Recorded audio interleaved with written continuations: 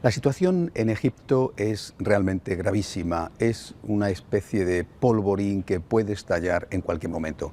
La decisión del gobierno egipcio de desmantelar los campamentos de los fundamentalistas islámicos que ha sido tomada y ejecutada con extremada violencia, ciertamente, y que ha causado cientos de muertos y de heridos, ha tenido como consecuencia unas represalias totalmente indeseadas hacia la comunidad cristiana. Se calcula en unas 70 las capillas, ermitas, parroquias, monasterios católicos o coptos que han sido incendiados por los fundamentalistas islámicos en represalia, como si la Iglesia o las iglesias tuvieran la culpa de lo que está pasando, porque es una lucha entre musulmanes, esencialmente, entre musulmanes fundamentalistas y musulmanes que no son fundamentalistas, pero sin embargo quienes pagan las consecuencias son los cristianos.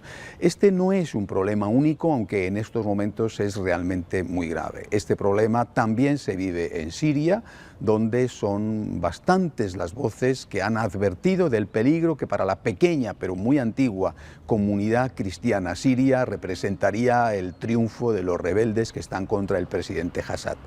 Y lo mismo ha sucedido en Libia y en otros países donde las revoluciones islamistas triunfaron.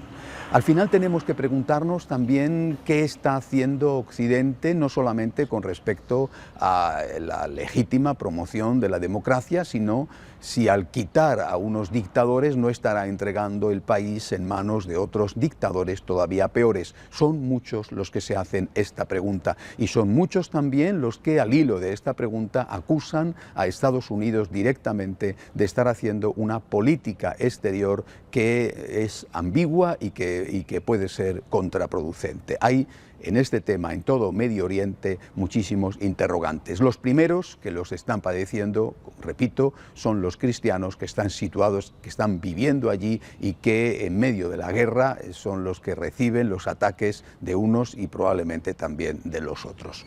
Pero además de ser ellos los que están padeciendo las consecuencias de esta violencia fundamentalista o de estas guerras civiles, de alguna manera la estamos sufriendo todos. El Papa, en su encíclica, advertía del riesgo que corría la religión en general de ser identificada en una sociedad plural, en una sociedad democrática, como fuente de violencia. Las religiones, decía el Papa, que defienden y que creen que tienen la verdad, y si no, no tendrían sentido como religiones, esas religiones son consideradas como un semillero de violencia porque se muestran intransigentes y se muestran fundamentalistas. En la encíclica el Papa decía que para nosotros eso, para los católicos, eso desde luego no puede ser así jamás, porque nuestra fe está siempre unida a la caridad y que es esa caridad la que permea, la que matiza la fe, es decir, nos hace capaces de decir la verdad, la tenemos nosotros, pero no la vamos a imponer.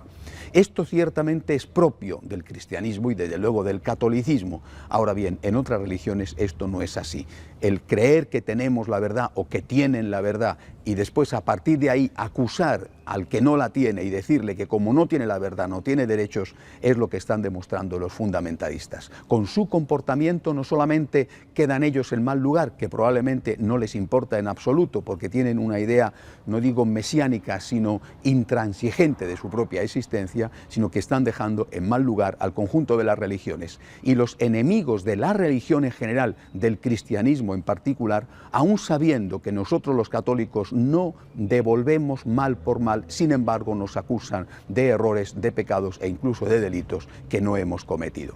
Quiero poner también otro ejemplo, aunque no tiene nada que ver con lo que está sucediendo en todo el sur del Mediterráneo, sur y este del Mediterráneo. Quiero hablar de lo que está pasando en este momento en Colombia. La universidad más importante de los jesuitas en ese país, la Javeriana de Bogotá, organizó una especie de semana de estudios que enseguida fue conocida como la Semana del Orgullo Gay. No es así, pero era una especie de semana de estudios sobre el mundo gay, donde iban a estar como invitados destacados militantes pro-gay de Colombia y de otras partes del mundo.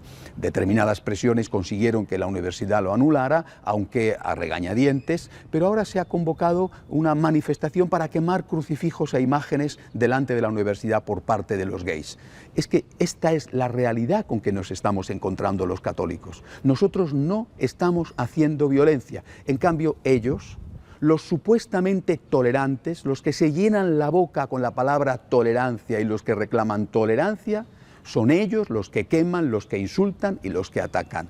Esto en Colombia y esto en Oriente Medio, por parte del secularismo en Occidente, por parte del fundamentalismo en Oriente. Nosotros tenemos que seguir manteniéndonos en nuestro puesto, defendiendo la verdad, pero la verdad con caridad, una verdad que se ofrece pero que no se impone.